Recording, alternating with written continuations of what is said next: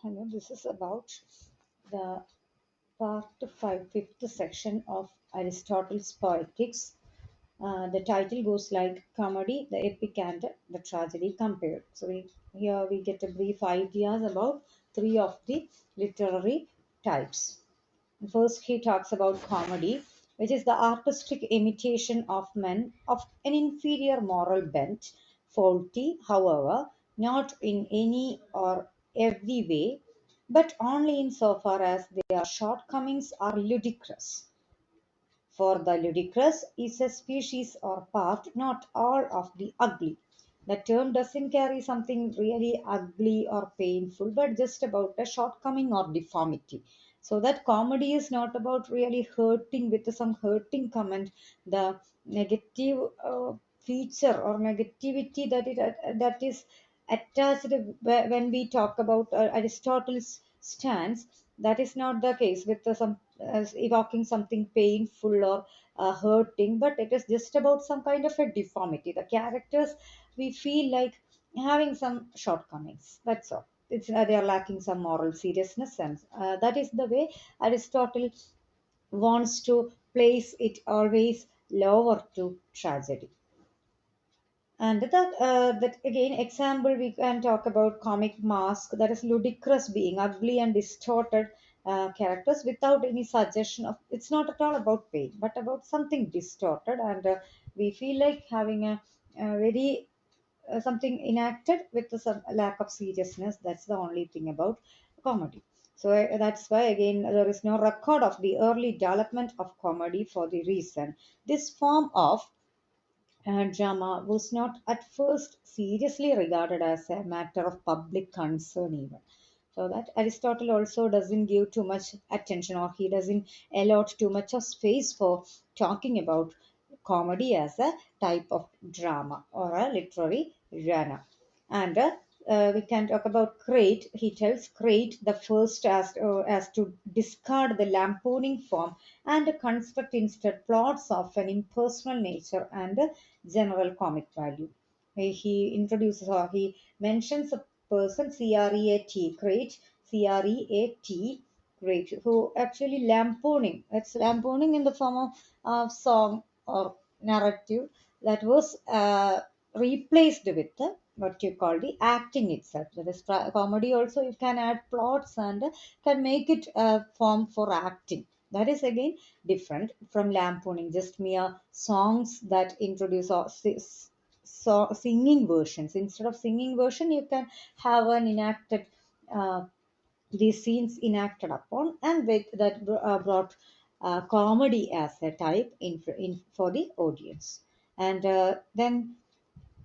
then he comes to epic poetry. Many a time, this many times actually, epic poetry, epic as a type that came in the discussion between the midst of the discussion on tragedy. So epic cannot be always stayed away from, kept away from the discussion on tragedy. So epic poetry has much in common with the tragedy. That itself is the reason we praised how it came out from tragedy to tragedy came from epic. Actually, some moral, high serious topics gave rise to epic, and later from that tragedy comes into existence. So tragedy now, he tells, it's a imitation in a lofty kind of verse of serious events. That is verse form, verse drama also. Drama can also make use of three kinds of medium already we have seen, and that's why it is imitation in a lofty kind. It is something serious and valuable kind in verse of serious events. That is it. So there is no lampooning, there is no comic concepts. Those things are not available, not allowed. And difference on the metrical side, we can see in the medium of imitation, and difference in manner. We'll have to note back to, not in the case of tragedy, we can see some differences from already existing kinds. And epic, what you mean by epic? It's again one and the same meter throughout. In epic, we see the same meter is used throughout. That may be hexameter, but difference in length is allowed. Epic is not restricted to any fixed limit of time. We know we can have number of pages. and it is meant for reading so that there is no restriction for time. The limitation is not in the case of time, and he gives a lot of lengthy epics like Odyssey. But again, those epics, again, there is no compulsion that every epic should have the same kind of length and all. See, that is why he tells Odyssey is 8 times of Oedipus the king. Both are in epic form, but one is much bigger than the content, and length is much more than the other one. And many other examples, if you want, you can trace. Now, writers of tragedy, their endeavor, it represent the action as taking place within a period of 24 hours. Now, when we come to tragedy as a literary form that is not just supposed to be meant but also to be enacted, we have a limitation of time and space. So we have to make it within the period of 24 hours. The logical reason it goes like you cannot make an audience sit for some 3 or 4, 5 days in front of the stage to watch something presented.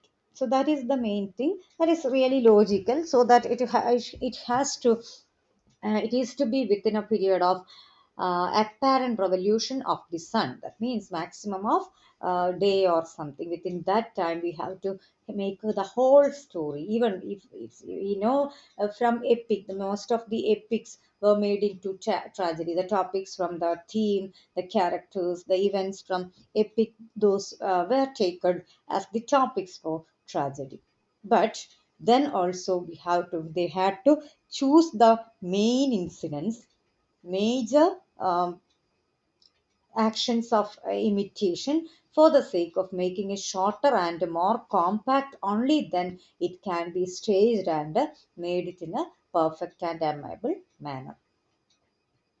So all these events try to avoid exceeding this limit by very much. So the exceeding the limit is not at all really desirable when it is a literary type that is meant to be staged or visualized. So that is it. And now epic and tragedy, we can see some. But there was a time, actually, I forgot to mention that there was a time when, at present now, both kinds of writers, let's say epic writers as well as tragedy writers, they try to um, give importance to this time limits. But there was a time when they never kept that or gave that much importance to. They couldn't curtail or limit themselves within within the time configurations. That's it. Now, regarding epic and tragedy, the constituent parts also differ at length. So we can see some parts were common. Of course, some parts are really common to both epic and tragedy, but not all parts of tragedy are included in the epic form. Then we shall see how in which parts are there which are not in one and the missing in the other. And person who can tell what is good or bad art in the composition of tragedy can do the same for epic poetry too. So this is about the kind of see parts the parts of tragedy we will come in the next session, and then we will understand. Here Aristotle actually just gives the kind of uh, idea that certain parts are there in tragedy which are not there in epic. But here also he gives with the he ends this part with the idea that tragedy, if a person who judges a work of a good or bad, if a person can tell what is good or bad art in the composition of a tragedy, can do the same for epic poetry too. So that is not at all something affected by that kind of a capability on the part of a person is not affected by what you call the sum of the parts are there in tragedy and not in some different essential differences may be there, but still the kind of audience who can or the persons who can assess or tell what is better in the case of a tragedy can obviously do the same with the epic. Obviously, there are a lot of similarities than the differences between these two literary types. So that's all with the part 5 of Aristotle's Poetics.